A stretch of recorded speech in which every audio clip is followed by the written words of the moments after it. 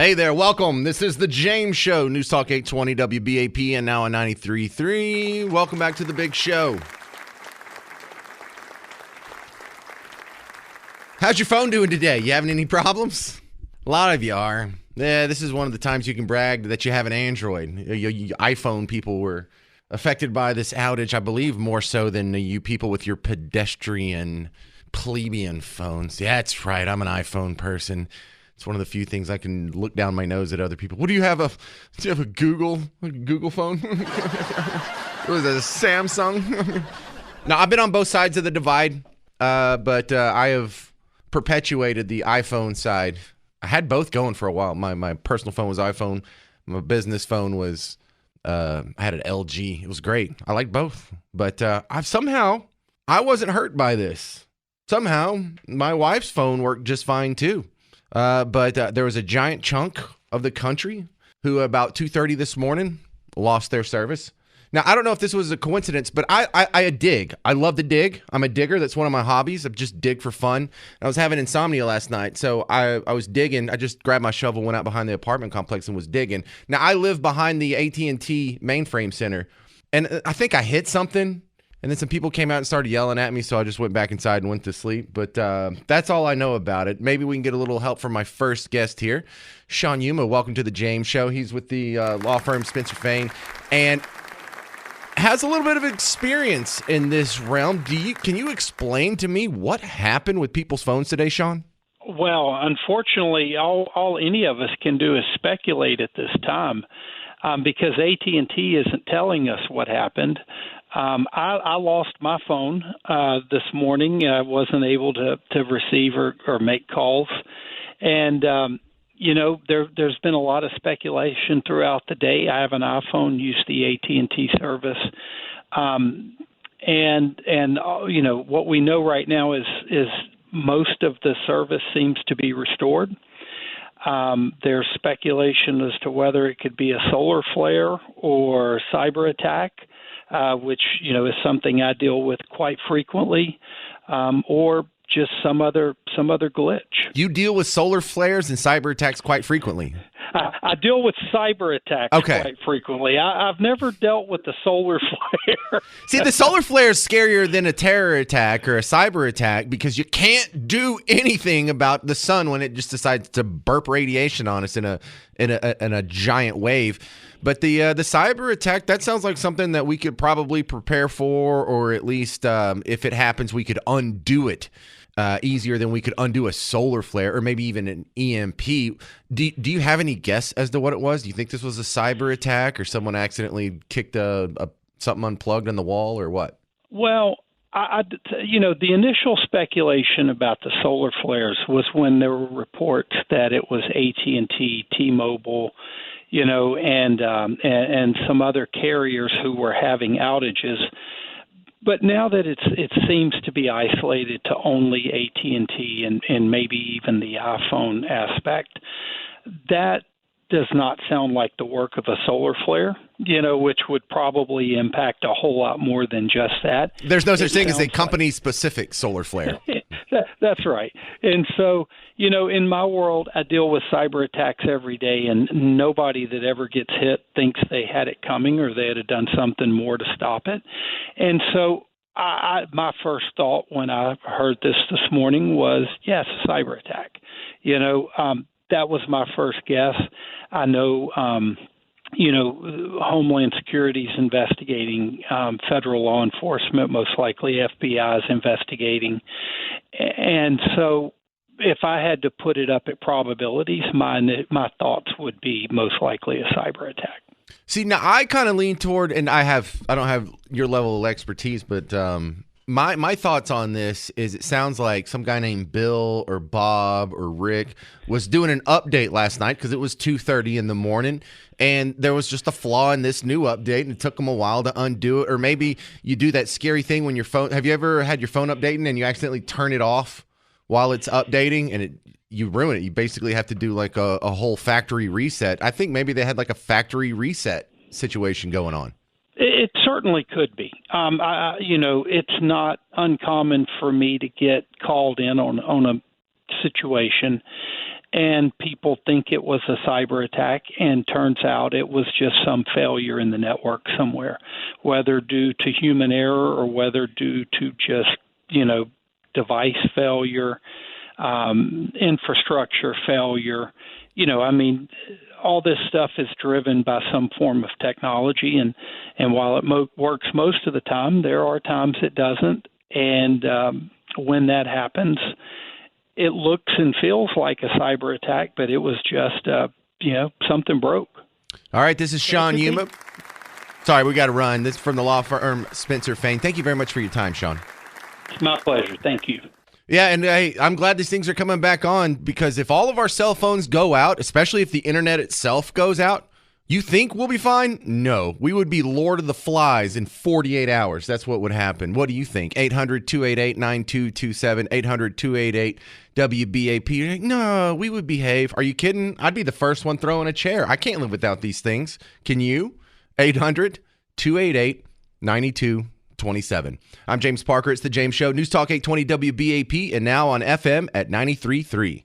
Hey, welcome. It's The James Show, News Talk 820 WBAP, and now on FM at 93.3. Welcome back to the big show. A lot of people were freaked out when their phones didn't work this morning. For some reason, mine did. Don't understand it.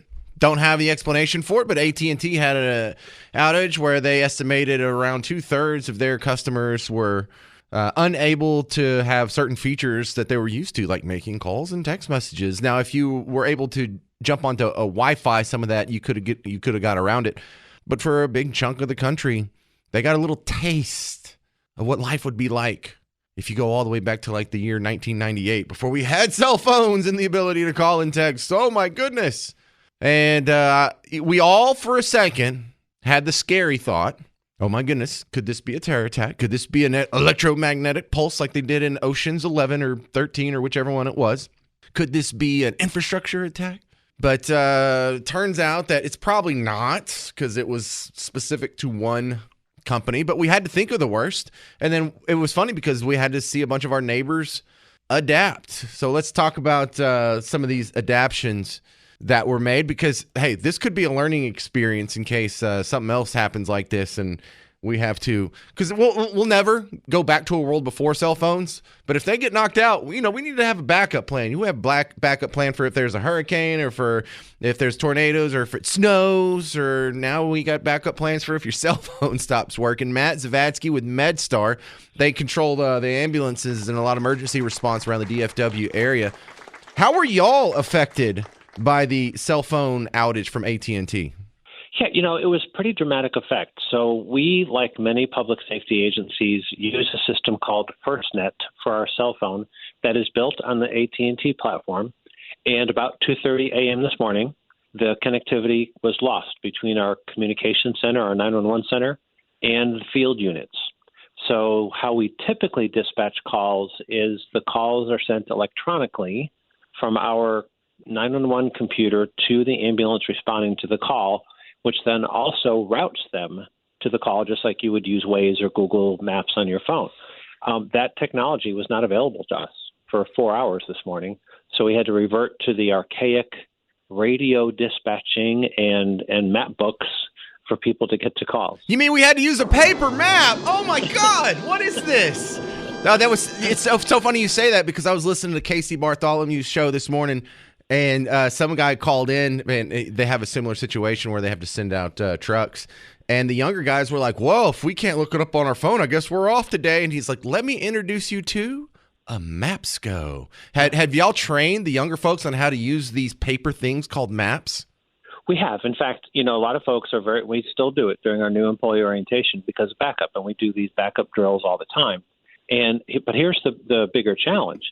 The last time that Mapsco printed a Mapsco book was 2019. Oh, wow. So imagine how much our community has grown since then. And there are entire subdivisions that aren't in those maps. Right? Mapsco, you can't go away. We need you. Right, exactly. Is Mapsco even a thing anymore, or were y'all digging out of the archives to get those? No, we have them. We keep them for just such an emergency. But, and it's funny because we've used Mapsco, and most agencies have for a long time. And our crews are so well adept at the grid process. It's a phenomenal process. But you can listen in the crew lounge any given point in time. You'll hear somebody say, "Hey, have you been to that New Mexican restaurant over at 56 Kilo?" Nice. That's how they refer to the entire area. Yeah, they must do it a lot. Yeah, I had one job where it was so long ago that we had to rely on a MapsGo.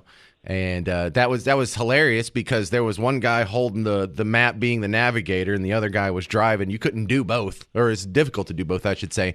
So we've seen something like this before. There was some hospitals had they were locked out of their technology last year because of a ransomware attack.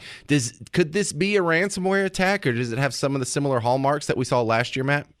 I think we don't know yet. I mean, we're hoping that AT&T will come out with letting us know what happened. So obviously from a prevention perspective, but I think irrespective of your point, even before I got on the call, that we need these backup plans really is a thing. And, I'm a ham radio operator, right? So we always say that, when the balloon goes up and all communication skills or technology is gone, ham radio operators will still be able to communicate by rubbing two pieces of bamboo together and sending a radio wave. Because you ham radio guys, you love yourselves so much. But you're right. If everything goes down, we're going to turn around. We're going to lean on you guys one day. Yeah, and that's actually built into some of the mass casualty plans if systems go down, where local radio clubs send amateur radio operators to hospitals and other places to do that communication. But I think the message is that we need to drill backup plans. We need to have those backup plans in place. Something as simple as some of the newer cell phones now. In fact, the cell phones that I have dual SIM cards, meaning you can have one SIM card that's on AT&T, one that's on Verizon.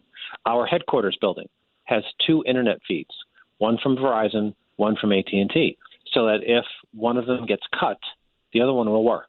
And we need those kind of backups. All right, Matt Zvatsky with MedStar, thank you for the updates on how you guys were dealing with the outage, and good to know you guys still have those paper map things. That's amazing. Thanks. Have a great day. Thank you. All right, let's talk to Mark in Little Elm. Welcome to the James Show. What do you think about the AT&T outage today? Did you guys adapt okay? Yes, we did, and I'm a former manager, retired manager for AT&T, and I worked at the Network Operations Center. I reported to the I worked at the Network Operations Center in Irving, and I reported to the Global Network Operations Center in Bedminster, New Jersey. And this is what I think happened. We can't touch the network until after midnight when we do what's called a change management. And I think what happened here is they were doing a change management, and it went south on them. Now, anytime we do a change management, not only do we have one backup plan, we have two. We try and have a tertiary link at all times. But I think that's what happened is a change management went south on them. You're saying change management. Is that like at the hospital when they have shift change with the nurses? No. A change management is when you're actually making changes to the network. You are updating the network or you're fixing something on the network.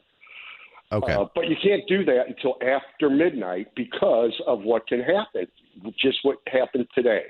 So I have a feeling it's a change management that went south, and I'm not sure what they're going to come out with on this because a lot of times we cannot talk about what's going on. Right, and I would understand why the corporations would want to keep that close to the vest, for business reasons, not necessarily to be dishonest. But so you think that it was just a boo-boo in the upgrading process? You don't think it was like a mad employee who was sabotaging the place on his way up? No, and it's funny you say that because I would always tell people at work, we had a separate floor where it was management only. Nobody else was allowed into that floor. And very secure, very, very secure. And we have access to everybody's network.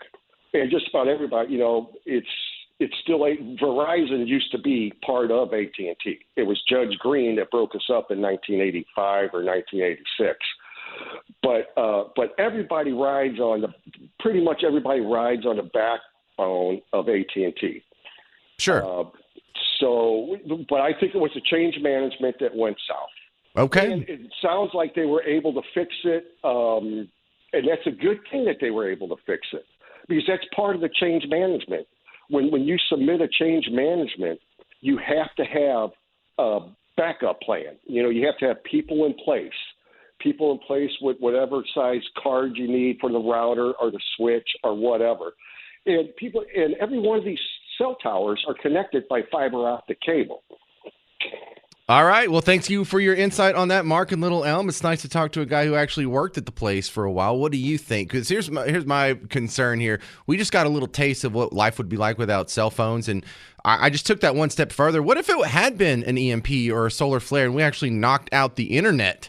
We would not make it. We would not. It would be the purge in 24 hours. There would just, especially in just open your window. This is what you'd hear.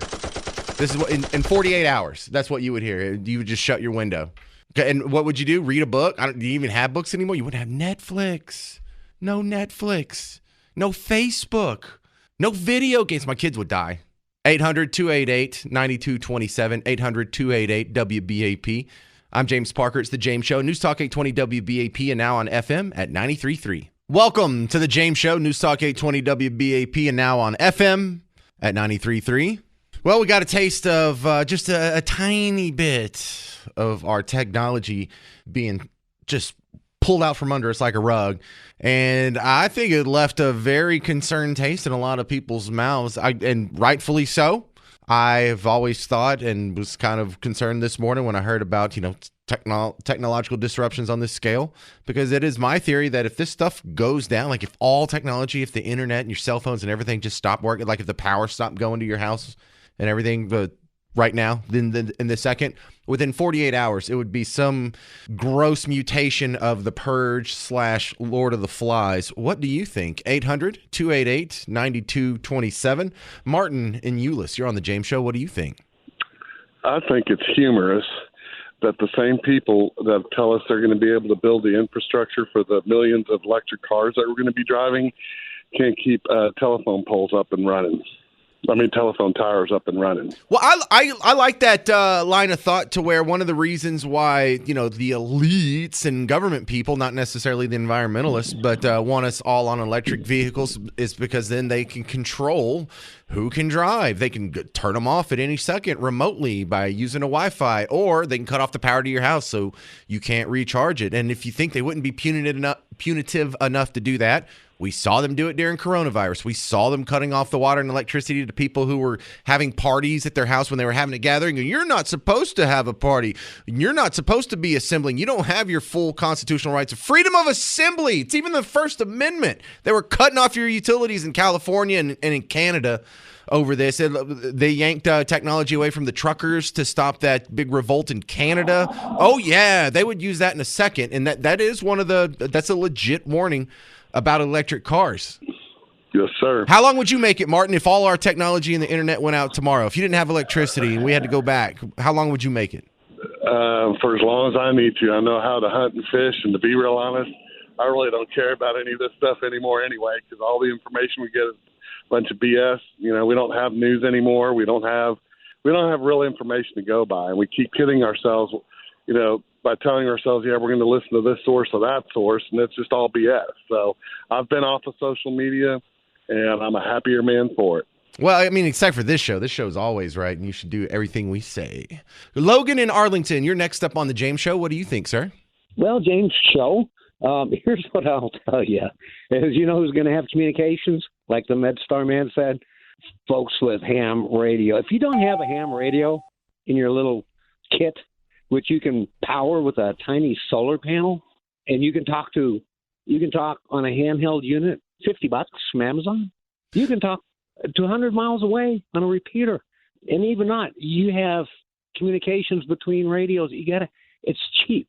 Okay, so Logan, let me ask you this. If there was an electromagnetic pulse, whether it's from like a nuclear bomb or just the EMP itself, like from Ocean's 11, would your ham radio equipment survive that? That's a really good question. I couldn't really tell you. I know it affects certain electronics. I don't know if that matters if it's on or off. I'm sure it will. EMP would, like a giant solar flare, would take out satellites and all kinds of communication. But remember this. Ham radios talked from continent to continent to continent before the telephone was even in existence. That's how we talked to Europe, with ham radio. It was called back in the day, it was called Mars. So, $50. Go to Amazon, get yourself a radio.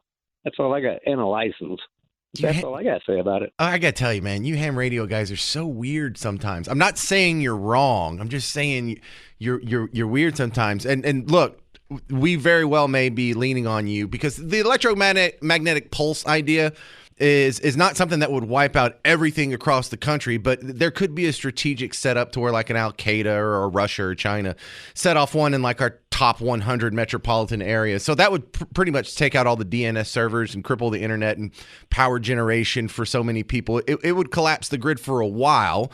We would be able to rebuild because the people out in Bug Tussle, like where I live and where I'm from, we wouldn't get hit. But ham radio guys, I'm not saying you're wrong. I'm just your enthusiasm for this. It puzzles me sometimes. But again, not that you're wrong, but and on a day like today, I'm glad you're there.